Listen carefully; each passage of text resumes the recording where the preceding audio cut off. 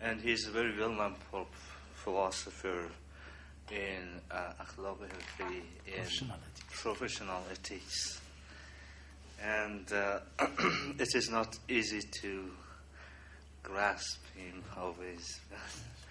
He had mercy upon us, and we had chance to have him here. Dr. Faramarz, his speech is about Transcendent Philosophy from Avicenna to Mullah Sadra. Mr. Farouk is going to translate the seminar. We are starting now, and then at 10 and 10 or 9, 10:30 better. Yes, afternoon. After 1 hour and a half, we will have a break time, and then we continue. Okay, thank you very much, Professor. We are ready to listen to you.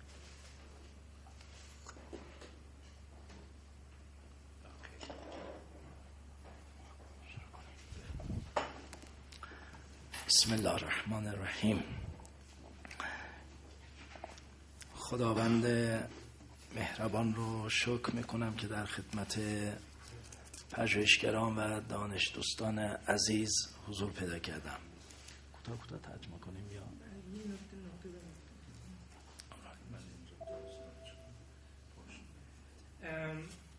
He began by thanking is it working? He began by thanking all the researchers and people who are working here.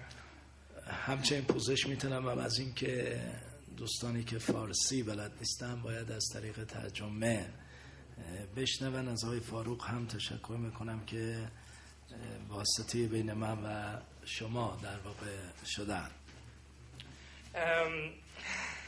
Just thank me for translating, because some people here will not be able to understand Persian, but I'm sure many people here do understand Persian. So. موضوع بحث من همان گونه که اعلام شده است حکمت متعالیه به منزله یک پارادایم جدید در فلسفه اسلامی است. بنابراین من باید نشان بدم که چگونه پارادایم قبل از ملا صدرا که پارادایم ابن سینایی است به پارادایم صدرایی متحول شده است. And the topic of today's seminar is Transcendent Philosophy from the Abyssinian to the Sadrian paradigm.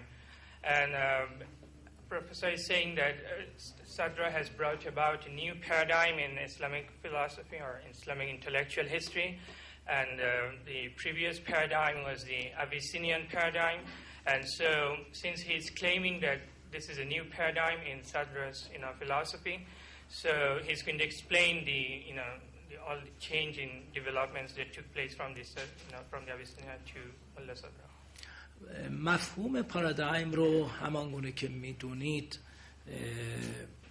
توماس کوه وارد علم شناسی کرد و من هم این مفهوم رو از او میگیرم، اما با بستی بیشتر به کار میبرم.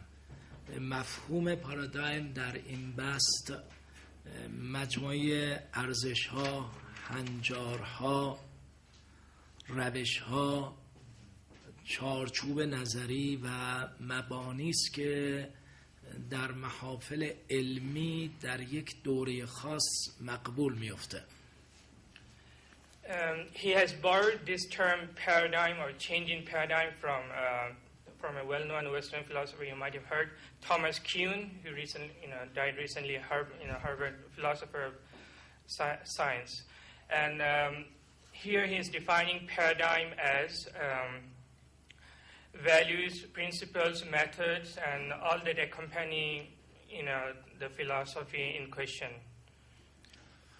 در آغاز تمدن اسلامی وقتی فلسفه از یونان به نزد مسلمانان ترجمه شد و آمد، فیلسوفان با سلیقه ها و دیدگاه های بسیار گوناگونی ظهور کردند و دیدگاه این فیلسوفان تنوع و گوناگونی بسیار زیادی داشت. When Greek philosophy came into the Islamic world from its Greek sources, with various colorings, and people tried to, the Islamic philosophers or Muslim philosophers tried to interpret it with different opinions and mindsets. ما در سده‌های اولیه در تمدن اسلامی تفکر فلسفی بسیار متنوع هم از حیث منابع و هم از حیث دیدگاه‌های فلسفی داشتیم. فلاسفه‌ای که گرایش‌های ایران باستان، هند و یا فیلسوفانی که گرایش‌های یونان داشتند و فیلسوفانی که سعی می‌کردند که صرفاً با منابع اسلامی فلسفه رو ایجاد کنن و پیش ببرن. In the first century of Islam, in the history of Islamic philosophy, due to the existence of various sources from India, ancient Greece, and Iran, and also in the Islamic sources themselves, philosophers tried to do philosophy in different ways. Some tried to refer back to ancient Iran, some to ancient Greece, and some to Islamic sources, and some to Indian philosophy sources. وقتی نوبت ابن سینا میرسه جریان فلسفی ما کاملا شکل تازه‌ای به خود میگیره، زیرا ابن سینا در واقع به اون گوناگونی‌ها وحدت میده و ابن سینا یک مجموعه مشترکی از روش‌ها، مبانی و اصول رو ارائه میکنه. So before the appearance of Avicenna, it seemed like Islamic philosophy was scattered. People have different tendencies, as I just mentioned. But it was Ibn Sina or Avicenna who gave Islamic philosophy a unity, and there seemed to be a coherence of sources and system in Avicenna's philosophy. ابن سینا نه تنها تفکر فلسفی رو به نوعی وحدت میکشونه، بلکه معرفت‌های مختلف و جریان‌های علمی مختلف مثل کلام و حتی عرفان رو هم تحت تأثیر خودش قرار میده. Avicenna brings together all these different tendencies that existed in Islamic intellectual history. For example, theology, irfan or theoretical or philosophical Sufism. And so he brings together all these different sources and try to give all these sources a unity, a philosophical unity. قرنها بعد از ابن سینا حتی مخالفان ابن سینا نمیتونن ابن سینایی فکر نکنن. After his passing many centuries later, even people who opposed Ibn Sina due to his influence, his being the most important philosopher, they could not, had to refer to his philosophy in any way, whether they opposed him or they supported him. سهم اصلی ابن سینا در وحدت دادن به تفکر بعد از خودش بیشتر به منطق و روش شناسی برمیگرده. This notion of giving unity to philosophy applies most to logic and methodology. به عنوان مثال بخوام عرض کنم، تلاش ابن سینا برای نقد روش استوار بر تمثیل قابل توجه است. ایدئولوژی بر تمثیل تکیه می‌کردند و تمثیل رو به عنوان یک روش استنتاجی به کار می‌بستند. Example, when it comes to the notion of analogy or tamthil, it has different meanings in the context of theology and the fiqh or jurisprudence. But Ibn Sina tried to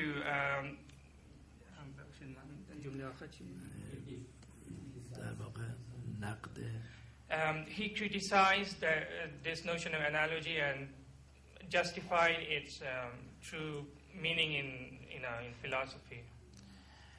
و ما میبینیم که نقد ابن سینا بر تمثیل حتی به عینه، یعنی بدون تغییر زیادی، در قالب کتاب‌ها منعکس میشه و کسی نقد نمیکنه ابن سینا رو.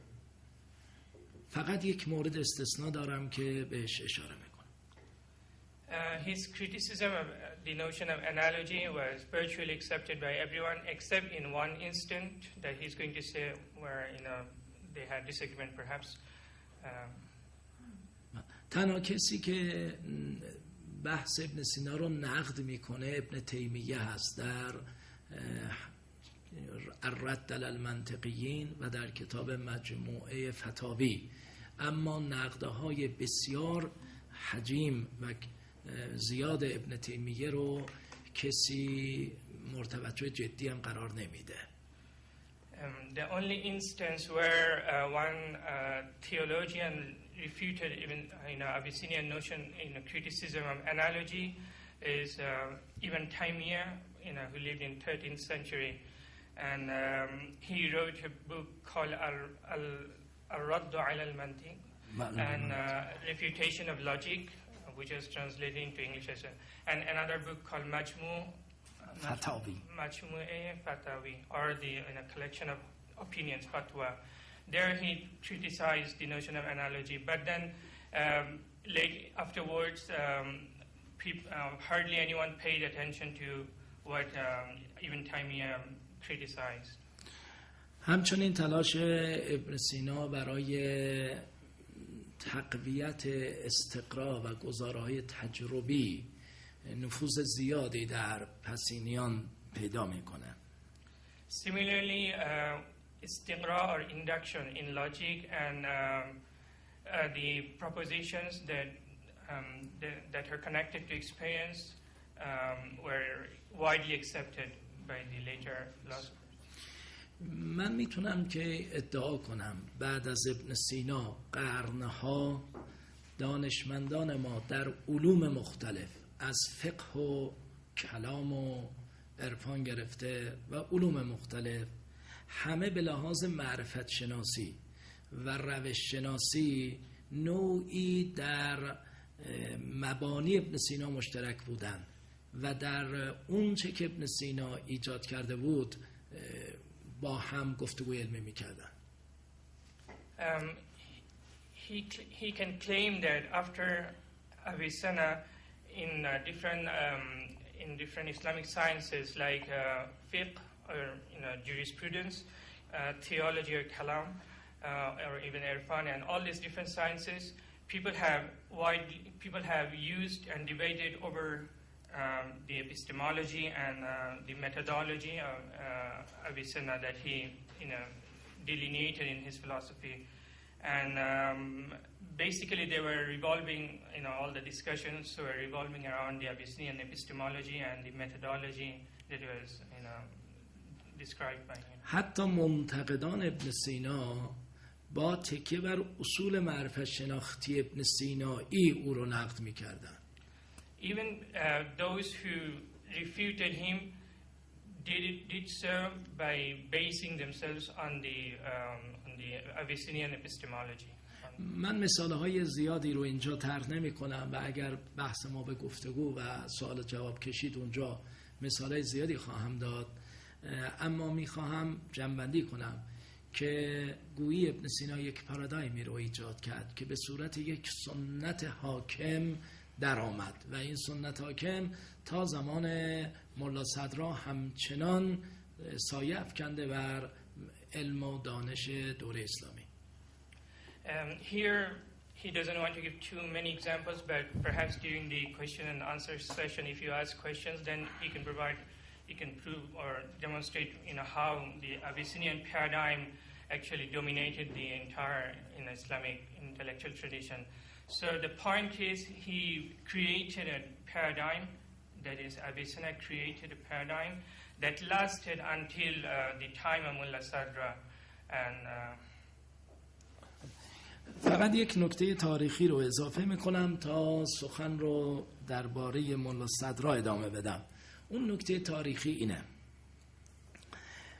ملا صدرا زمانی به تفکر فلسفی پرداخته که بیش از 200 سال ابن سینا مورد انتقادهای جدی محتوایی نه روشی و معرفت شناختی قرار میگیره.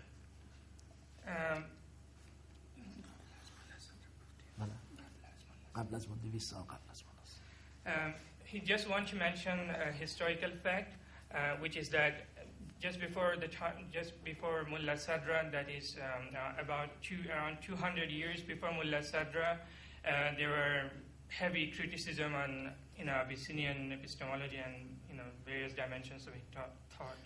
این انتقادها ریشه داشته در آراء کسانی مثل فخر رازی، کسانی مثل شیخ اشراق، ولی در 200 سال قبل از ملا صدرا این انتقادها هم حجمش بیشتر میشه، هم صورتهای منطقی و پارادوکسیکالی به خود میگیره.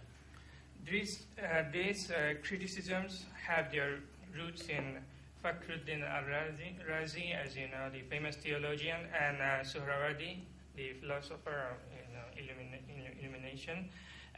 But before Mullah Sadra, that is around 200 years before him, there are heavy criticism on various Abyssinian viewpoints. خب اگر من از ملا صدرا بخوام شروع کنم و سخن بگویم، یک واقعیت مورد اجماع و قبول شده‌ای وجود داره در مورد ملا صدرا که در واقع هیچ کسی تردیدی نداره.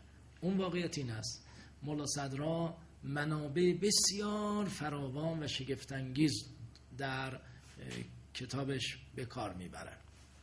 If he wants to start with Mullah Sadra, there is one point that virtually everyone agrees upon, and that is that in Mullah Sadra there is a wide array of sources that are at work. این خصلت ملا صدرا یعنی استفاده از منابع بسیار فراوان رو در تقریبا هیچ کدوم از دانشمندان قبل از ابن سینا ما نمی‌بینیم. These uses of the variety of sources are, we never see it we except for Avicenna, we have not observed this in any other philosopher. در اینکه این منابع کدوم ها هستند و ارزششون چقدره و ملا صدرا با این منابع چه کار کرده است، بحثی است که میتوانیم درباره اونها بشینیم گفتگو کنیم.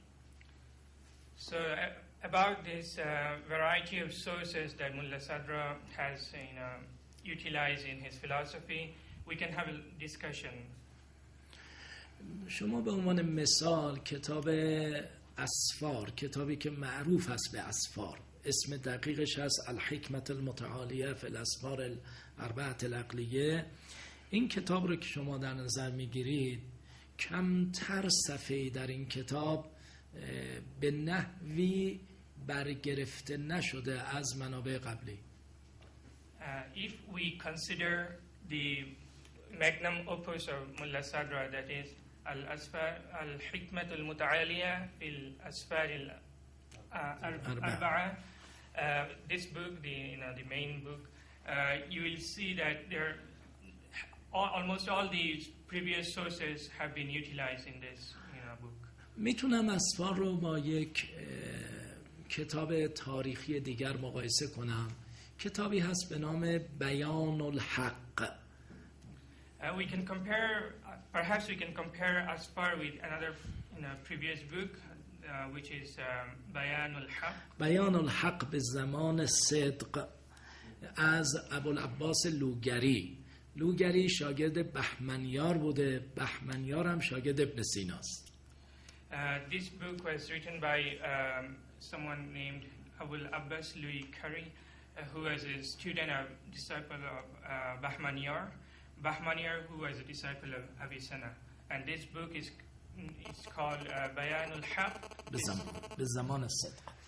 بزمان صدق. در کتاب لوگری شما هر صفحه باز کنید جمله به جمله از کتاب‌های فارابی و ابن سیناست. As we open the pages, turn over the pages of this book of Luikari, we see almost every sentence referring to either Al-Farabi or Avicenna.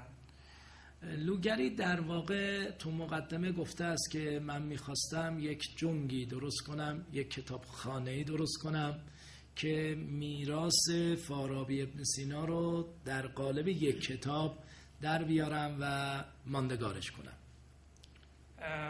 He mentions in the introduction of the book that he wants to create a kind of library or collection in which he would put together all the different opinions and theories of Al-Farabi and Ibn Sina so that it remains as a kind of memory. اما هدف ملا صدرا از اینکه از منابع مختلف تو کتابش میآورد قطعاً ایجاد یک کتابخانه نیست. But when it comes to Mullah Sadra, though he uses all these different kinds of sources, but his aim definitely was not to create a collection of different sources. ملا صدرا خیلی جاها به این کتاب‌ها ارجاع نمیده، در جاهایی هم ارجاع میده. Sometimes Mullah Sadra refers to the sources that he uses, but at other times he doesn't refer them to their sources. ما با یک سوال خیلی مهم روبرو هستیم. ملا صدرا با همه منابعی که در دست داشته چه کرده؟ There is a very important question that comes up, and that is that all these sources that Mullah Sadra had at his hand, at his disposal, what did he do with all these sources? What was the purpose? این سوال رو هم می شود در فرایند پژوهش ملا صدرا پرسید، هم می توان تو آوتکام و محصولش پرسید. This question can be asked as we analyze the philosophical process of Mullah Sadra or the outcome of his philosophy. من قبل از اینکه دیدگاه‌های مختلف رو در جواب به این سوال گزارش کنم یک نمونه ای رو میخوام به صورت مثالی و مصداقی اینجا نشان بدم.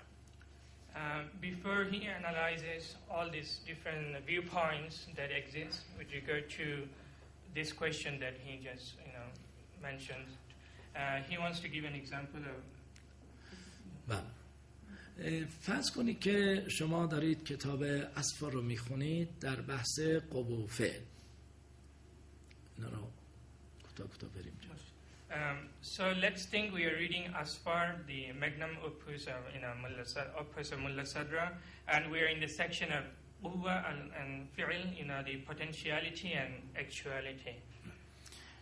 آنچه که در اسفار میخوانید در واقع کتابی است به نام المباحث المشرقیه. اونی که شما میبینید، یعنی صفحه اولی که شروع میکنید به خوندن، میبینید که مطالب المباحث المشرقیه است. The various topics that you see on the book are known as مباحث المشرقیه or this book was written by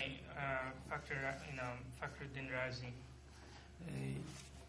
یعنی ملا صدرا کتاب مباحث المشرقیه رو به عنوان یک تکست گرفته به دست.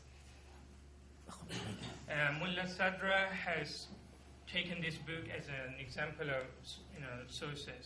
This book of Fakhruddin Razi, مباحث المشرقیه. به اونم ریفر نمیکنه، به اونم ارجاع نمیده.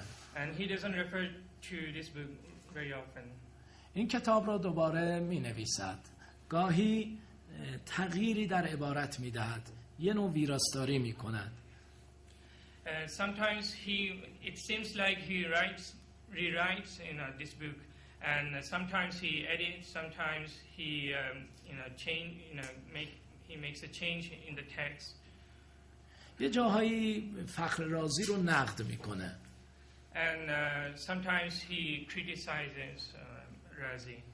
و گاهی آراء دیگران رو هم اضافه میکنه. and sometimes he adds others viewpoints as well. و ملا صدرا بسیار علاقمند است که بین دیدگاه ها تعارض و چالش رو ایجاد کنه و این چالش رو پیش ببره. And he is interested to create a situation whereby he puts all these different viewpoints that are opposed to each other, and he wants to create a challenge. گاهی هم دیدگاه خودش رو پنهان یا آشکار طرح میکنه. And sometimes he presents his own viewpoint in a subtle manner, almost in a hidden manner, not very obvious.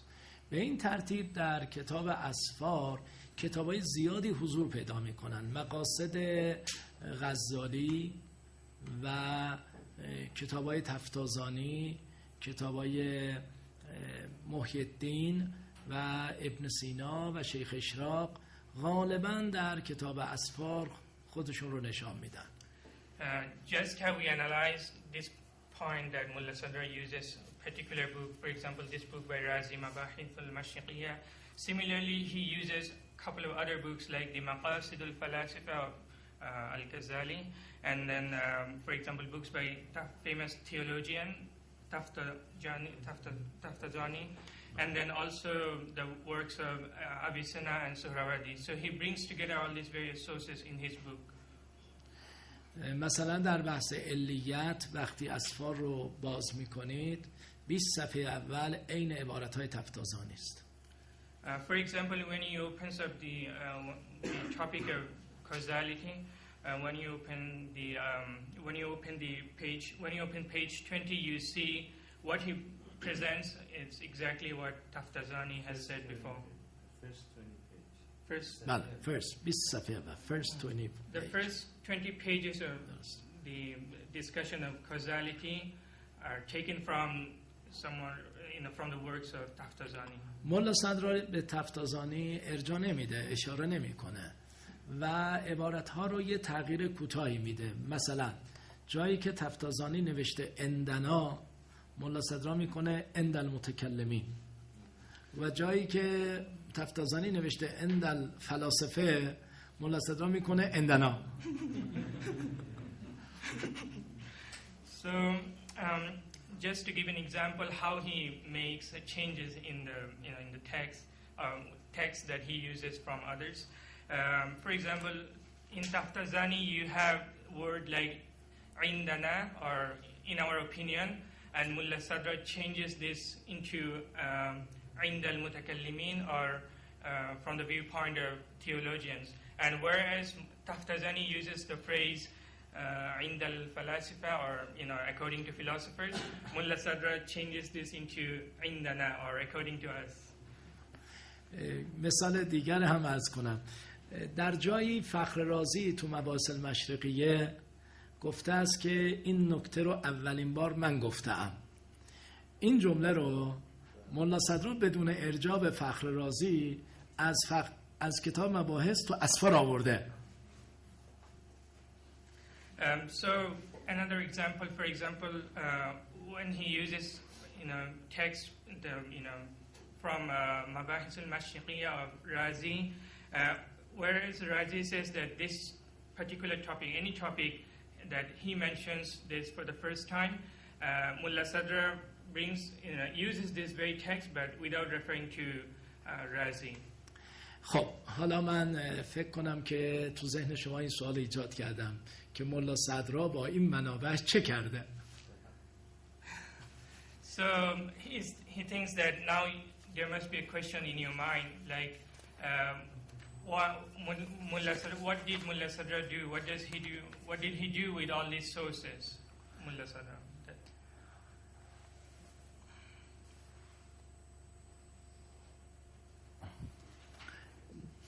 در پاسخ به این سوال دیدگاه‌های زیادی مطرح شده. من فهرست بعضی از دیدگاه‌ها رو اینجا برای شما نشان دادم و بعضی از این دیدگاه‌ها رو می‌خوام طرح کنم. In response to this question, there are various viewpoints and suggestions were brought up, And here he's going to mention some of these, viewpoints for you.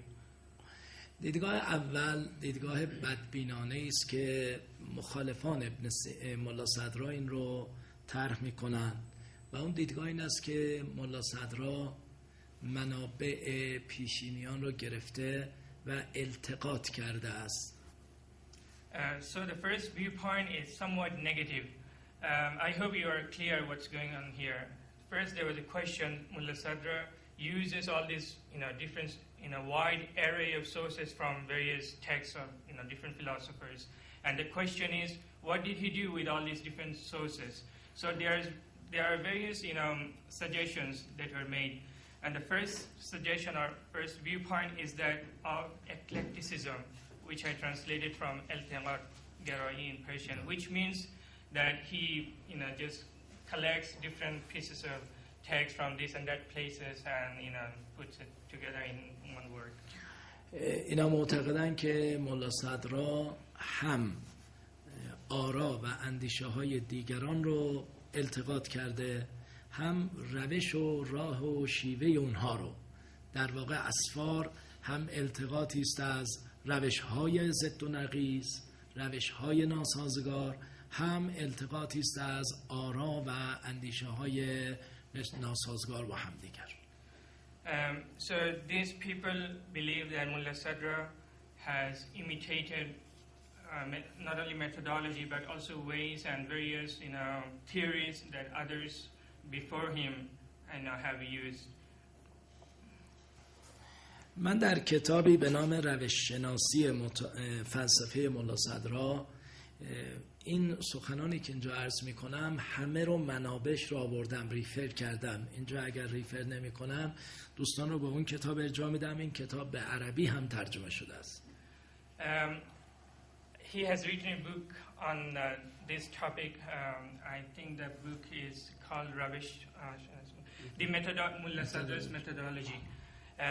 There he brings out all these, references whereby, these people have expressed their own opinion that Mullah Sadra has just collected different materials from different places.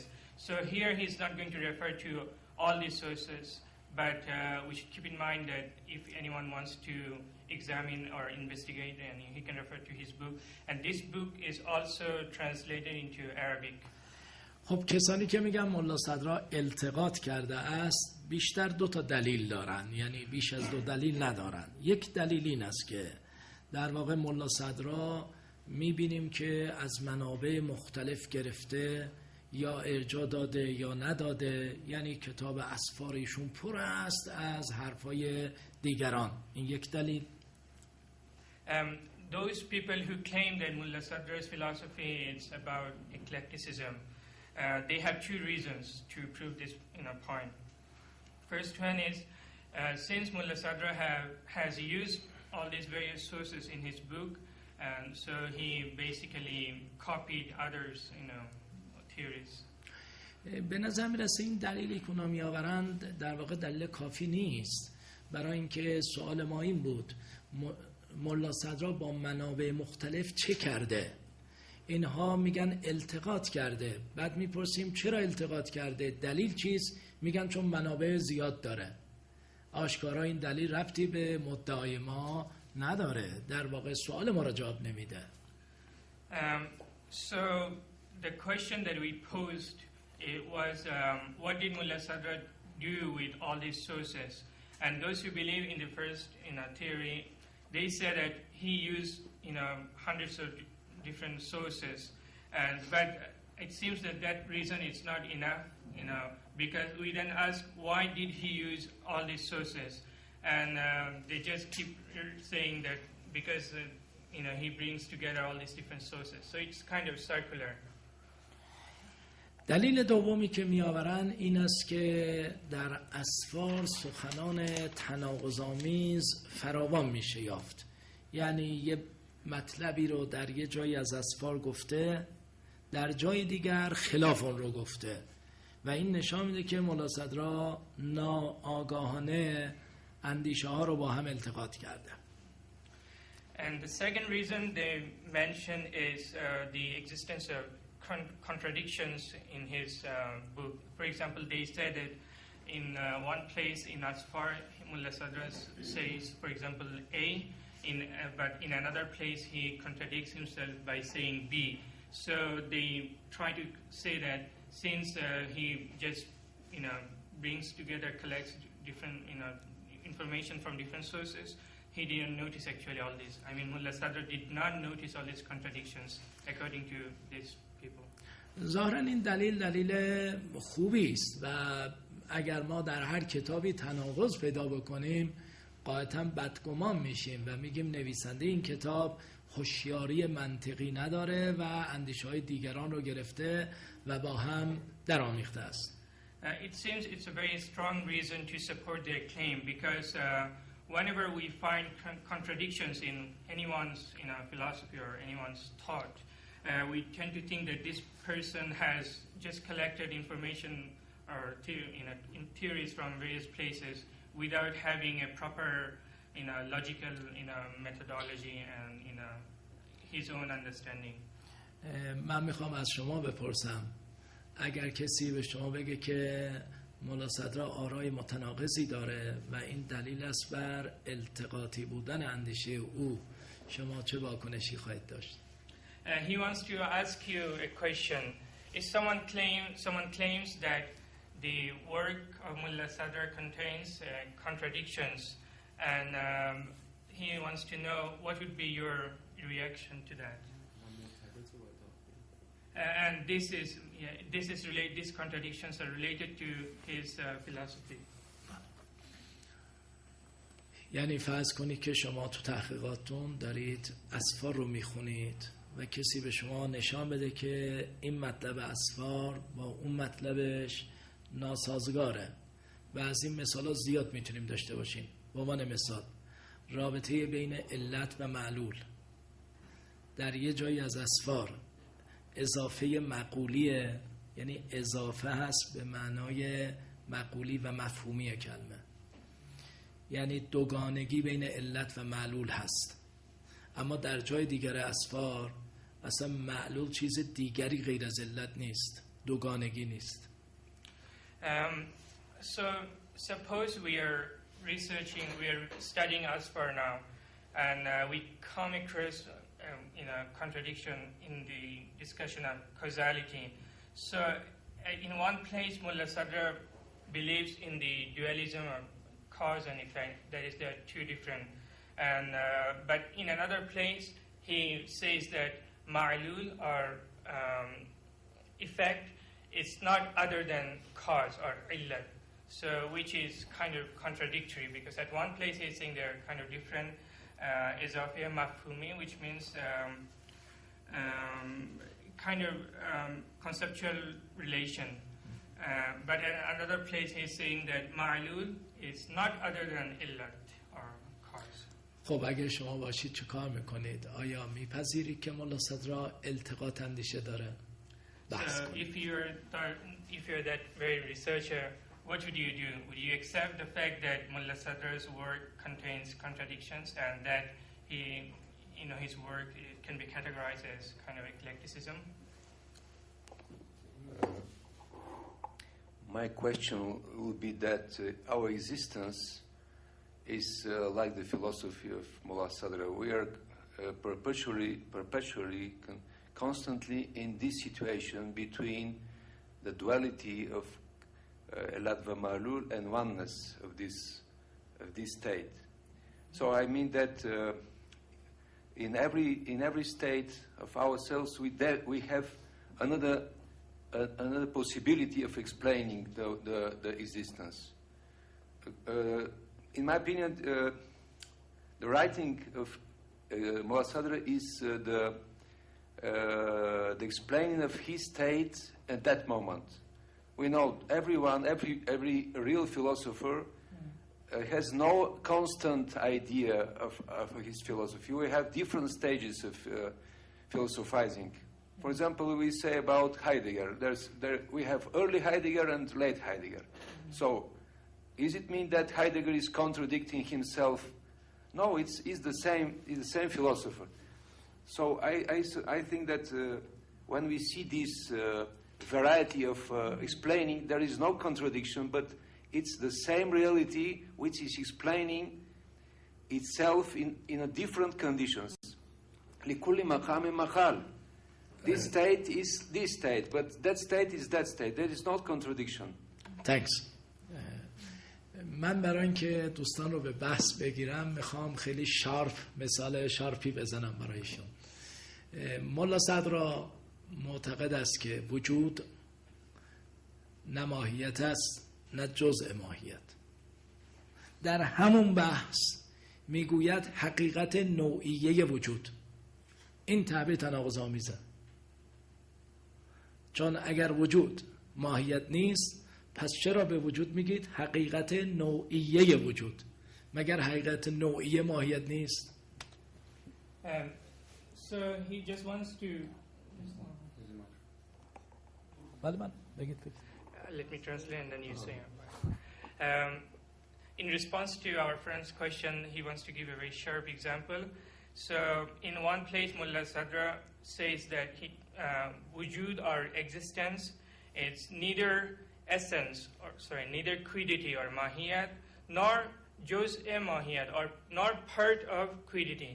But at the same time, he says that wujud is, or existence is, haqiqat nu'iyya, or haqiqat nu'iyya, it means real species. So does it not contradict his former sentence? Because when you say the real species or reality of species, it actually means or points to quiddity. But in the first place, Mullah Sadra says that wujud is neither quiddity nor part of the quiddity. یه نکته هم میگم که هم تشکر از شما بکنم، هم شما صحبت کنید، دوستان دیگه هم صحبت کنن. اون نکته این است: اگر در مورد هر فیلسوفی، در مورد هر کسی بگیم لکل مقام مقال، اون وقت ما مجاز میشیم هر گونه تناقضی رو بنویسیم و هر کس به ما اعتراض کرد میگیم که بنده یک فیلسوفم و لکل مقام مقالون. He wants to thank you first. And then he's saying that if we accept this proposition that likulli maqal, as he said, likulli maqamin maqal, then we cannot really stand firm on anything, because then whatever contradictions we see in a philosopher or in